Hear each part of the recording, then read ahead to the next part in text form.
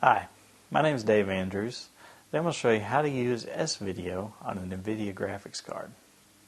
Now, not all NVIDIA Graphics cards come with S-Video output, so you have to, when you're purchasing it, make sure that it has the little round connection for S-Video.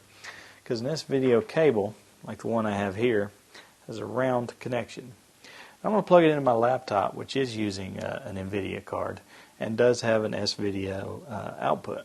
Basically, you just have to line up the little pegs here with the holes in your output port. So let's just plug this in.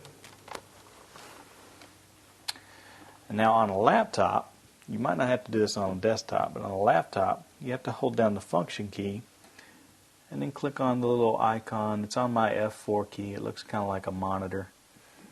And that tells it basically to switch outputs.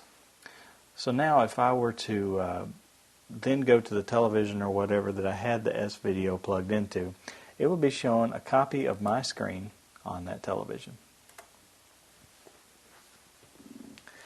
I'm Dave Andrews, and I've just showed you how to use S-Video with an NVIDIA graphics card.